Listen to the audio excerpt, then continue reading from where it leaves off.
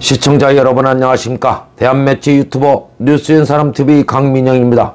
앞으로 제대로 나를 위해 대통령이 될 이재명 후보에게 고통을 주는 말도 안 되는 가짜뉴스를 확실히 박살내겠습니다. 오늘은 첫 번째로 정과 사범의 진실을 낱낱이 여러분께 공개합니다. 이재명 후보를 둘러싼 정과 사범이라는 그 단어의 실체를 살펴보고 과연 어떤 정과인지를 알 필요가 있었습니다. 그래서 우선 첫 번째로 특수공무 집행방해와 공용물건 손상으로 인한 500만원 사건에 대해서 살펴보겠습니다. 3년 6월 성남시 종합병원 두 곳이 재정난으로 폐쇄됩니다. 갑작스런 병원 폐업 소식에 55만 지역 주민들은 큰 충격에 빠졌고,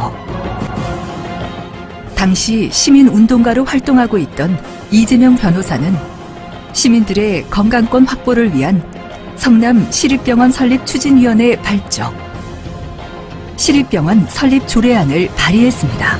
당시 성남 시민들이 직접 자발적으로 나서서 성남시 의료원 설립 서명운동과 함께 촛불행동 및 문화제를 이어갔습니다. 치료받을 수 있는, 급할 때 치료받을 수 있는 그런 종합의료시설이 필요합니다. 이게 필요한데도 민간이 적자가 나서 문을 닫는다면 당연히 우리가 내는 세금으로 그 부분을 메꿔줘야 한다고 생각하는데, 여러분 동의하십니까? 전국 최초로 시민 발의한 성과였으며 18,000명의 성남 시민들이 참여했기에 더 의미가 있었습니다.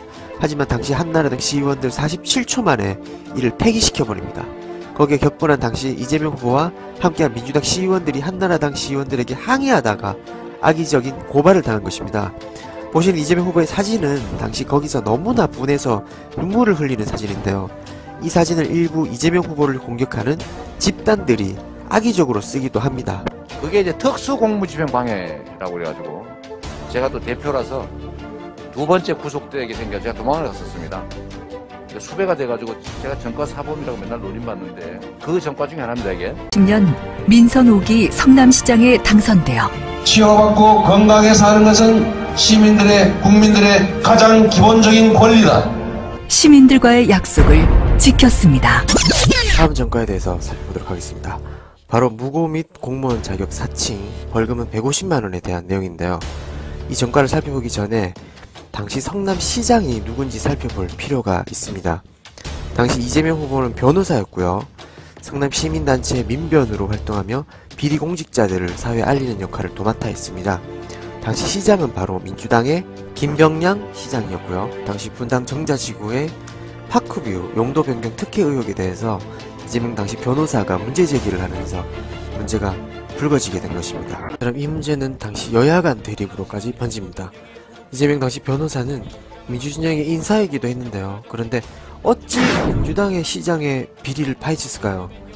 이재명 당시 변호사는 비리 의혹이 있는 공직자에 대해서는 여야 진영의 구분을 하지 않았기 때문입니다. 이처럼 이 사건을 파헤치는 과정에서 초정 60분의 PD가 인터뷰하는 과정에서 검사로 사칭했고, 담당 PD는 인터뷰를 이재명 후보가 시켰다고 주장하며 본인은 보석으로 풀려나고 이재명 당시 변호사는 구속됩니다. 본 자료 화면이 바로 합법적 녹취록으로 봤던 이재명 변호사가 기자회견을 연 장면입니다. 당시 추정 60원의 PD가 이재명 변호사에게 김병랑 시장 검찰 수사관의 이름을 물어봤고 이를 말해줬다고 하더군요. 또한 김병량 시장은 이재명 당시 변호사에게 무고죄로 고발합니다.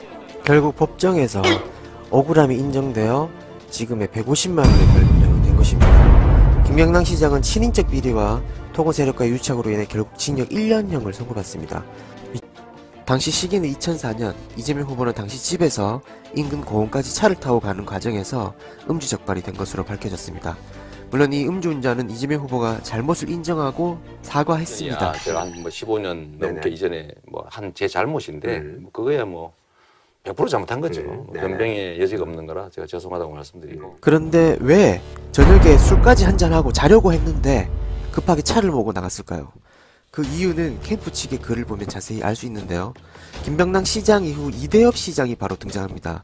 이 이대엽 시장의 농협 부정대출 사건을 취재하던 기자가 이대엽 시장에게 고발을 당하고 그 기자를 변론하는 과정에서 중요한 증거를 확보하기 위해 공원으로 급하게 갔던 것이죠. 이 일로 인해서 대출 부정 사건의 전모를 밝힐 수 있었다고 합니다. 뭐 음주라 잘못하긴 했지만 이 정도 성과면 뭐 이제 음주운전 안 하시면 되죠 뭐. 마지막으로 선거법 위반을 들 수 있습니다. 벌금은 50만원이고요.